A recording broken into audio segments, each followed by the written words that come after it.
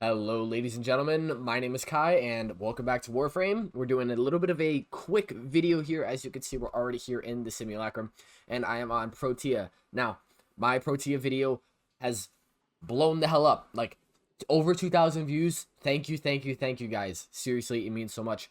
But with that being said, I wanted to come back here because while my past video was very good, and I still think that that is a super viable playstyle, I want to show a second one to you guys. This is Protea with Larva.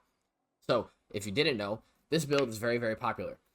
Obviously, I'm not the first person to do this, and I will not be the last, but this is how I do it, so just thought you guys would like to see it. Larva is a grouping ability. As you can see in this little tooltip video, it spawns an infested pod that erupts with tendrils, latches on nearby enemies, and pulls them in. It looks like this. Pulls everybody in. Now, why is that good for Protea, you ask? Well, it's actually very simple. As stated in my previous video, which you should go watch, because it's a good video, and it's also a good build, Blaze Artillery has a weird damage scaling mechanic that is very synergistic with Larva. You see, it has punch through, and every enemy hit increases the damage of subsequent plasma attacks, as it says right here, by 100%, which is the combo counter you see on the turret. So, if you cast Larva, which groups all of the enemies up into a tight little ball, and then shoot Blaze Artillery, the Blaze Artillery hits 20 enemies at once, builds up a stack of 20 in a single shot, and just kind of like insta-kills. Seriously, I'm at 139 strength right now. Look at this. So I'm going to group these corrupted heavy gunners, and then put down a turret.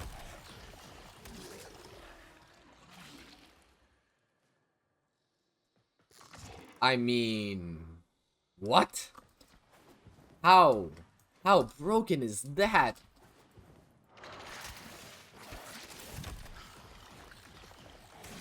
51 combo in like 3 seconds.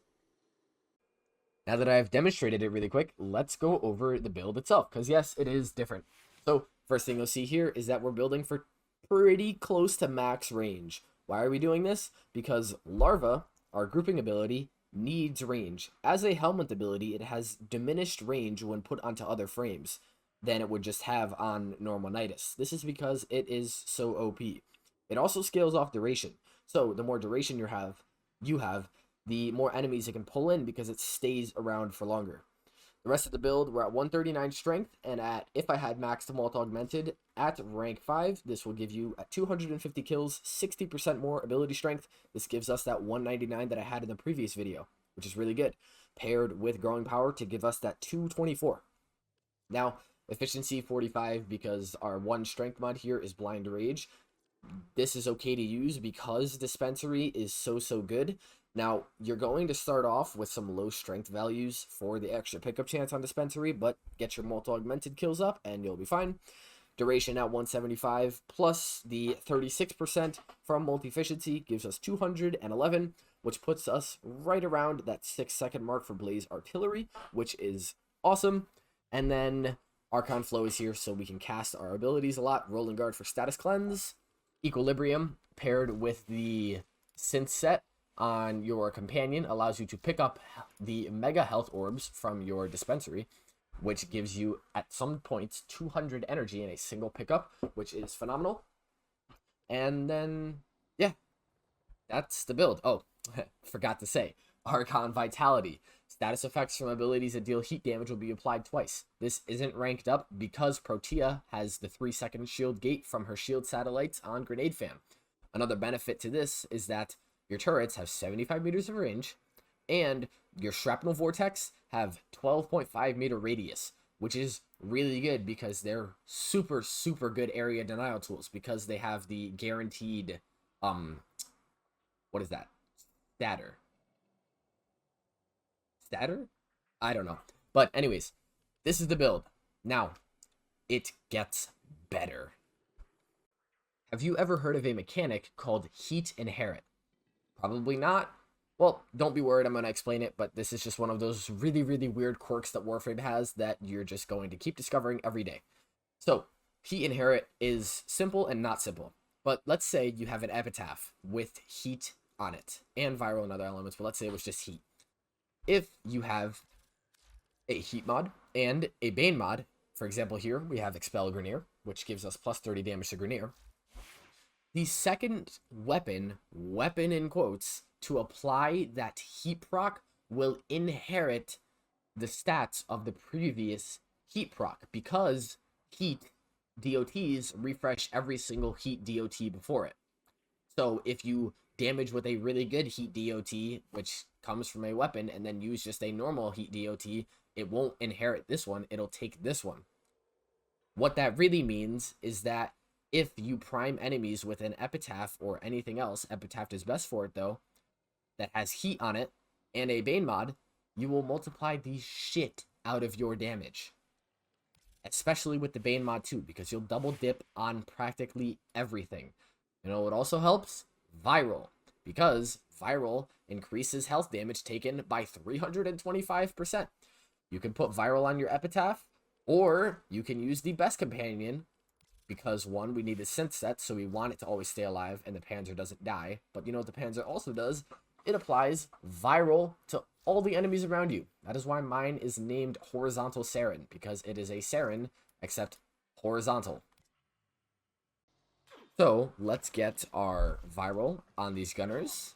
Let's group them and hit them with the heat. Before our blaze turret stacked up to about 50, let's look at it now.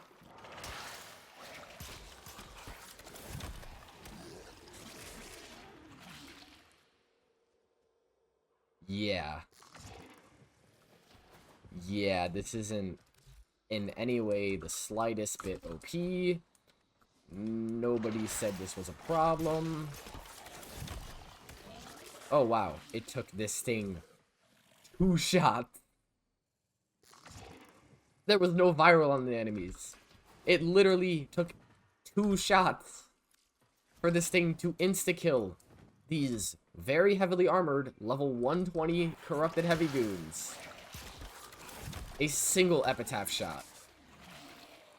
I mean, look, if you want to tell me that this build is not absolutely phenomenal, what are you smoking? Another absolutely fantastic weapon synergy using the heat inherent strategy is the Sato. Now, the Sato, if you didn't know, has the alt fire glaive that has ridiculous status chance. It also procs heat and viral for one, but it procs a bunch of other status effects too. So, I'm over here, and you know, just to demonstrate right now, I won't even group them. I'll just shoot them. Spread all that status. Oh wow, that is a lot of status procs. Group. Bam.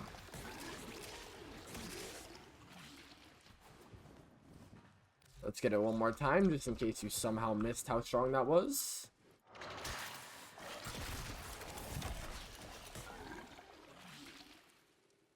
A little bit late. It also has some very cool interactions with, and tell me the last time you might have seen this weapon. The Zenistar! Yes, the good old Zenistar. Why does this build have some good interactions with it?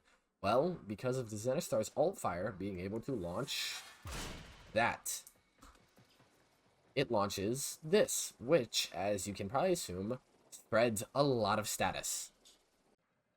So on your Zenistar, it comes with base heat actually, but you're still going to want to use dual heat mods, and then the 2 status mods for viral, and then a bunch of status chance. We use Weeping Wound here, and Corrupt Charge for initial combo, because it makes the disc last longer, and additional combo with Weeping Wounds gives us more status chance.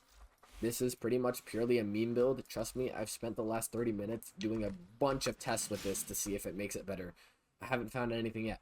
Doesn't mean I'm going to stop looking, but I just have a feeling that there is something here with this whack-ass interaction that makes this busted.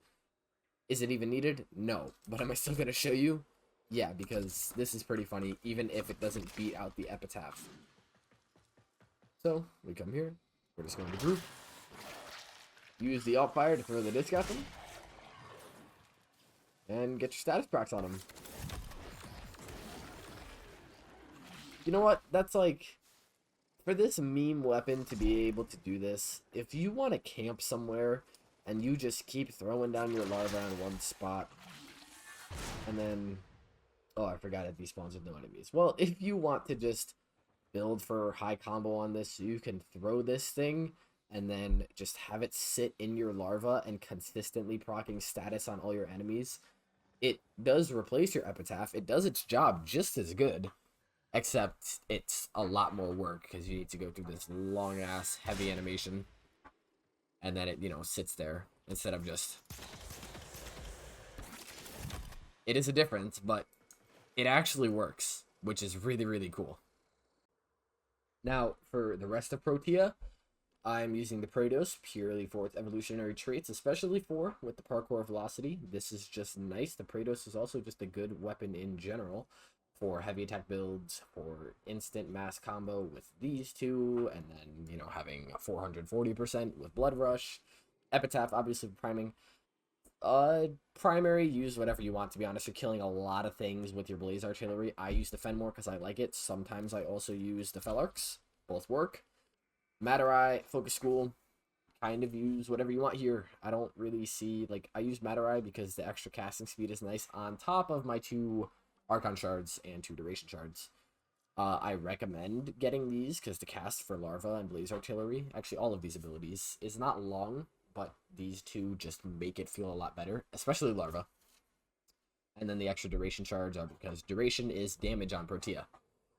And then Parazon is a Parazon. Absolutely nobody cares. The companion you use, though, Vulpaphyla.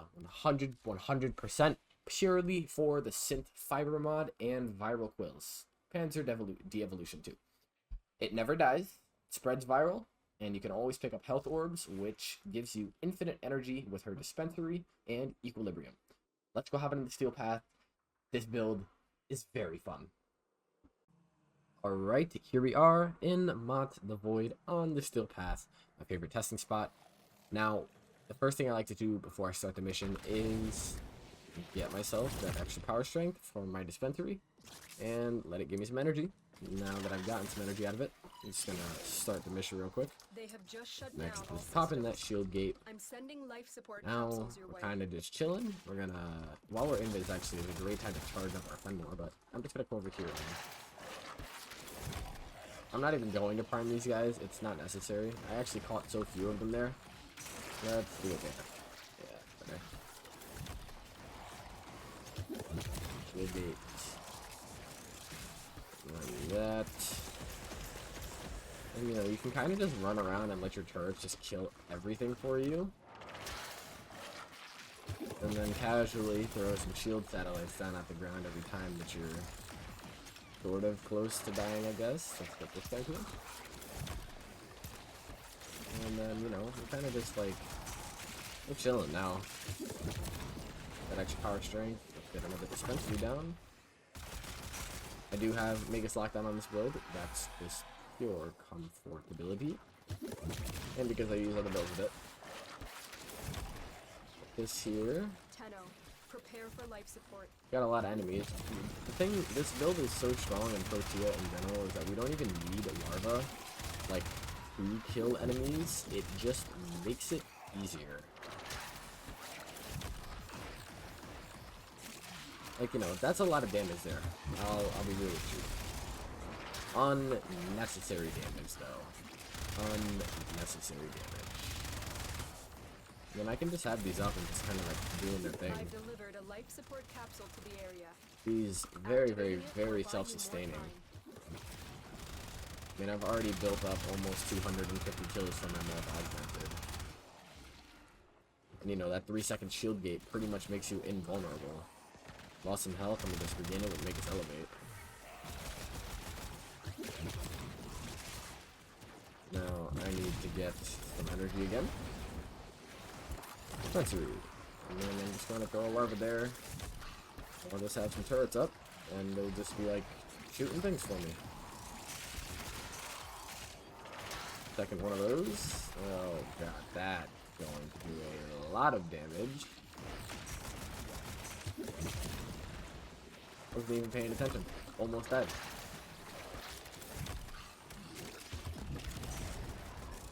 She's just so strong. Like, I'm not even, as y'all can see, I'm not even priming these targets. I'm not using the heat Life inherently. support on the way. The thing that I said makes this build so strong, not even touching it. Although when I did right there, everything just kind of died. It's just like, Protea is so strong that, yeah, you can do this, and I recommend it. Go close right there. Do you need to? In the slightest. No. Which is why, geez, like, look, Equinox will always be my main, but oh my, Another Protea life is so support strong. capsule is now available. And you know, if I just keep chucking these things, look at the stagger off these.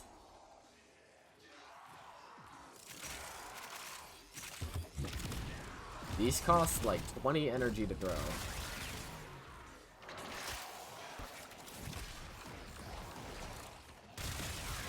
I mean, kind of crazy, right? Alright, I think an Acolyte is about to spawn.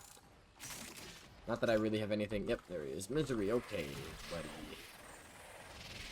He's gonna spawn, and I mean, I'm just going to, you know, hit him with some heat, throw down a couple turrets, and Larva to CC the other enemies. I mean, you know what? I'll take that.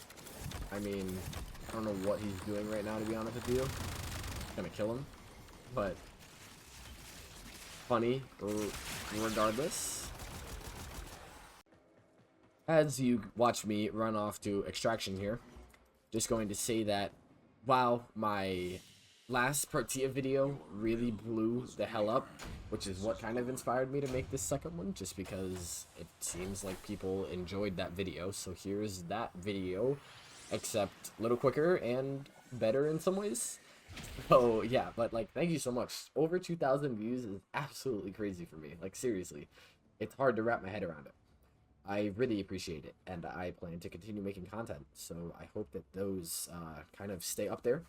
I am really trying to make this work. Thank you so much, guys. I hope you enjoyed this video and this build, and I will catch you guys in the next one. Peace.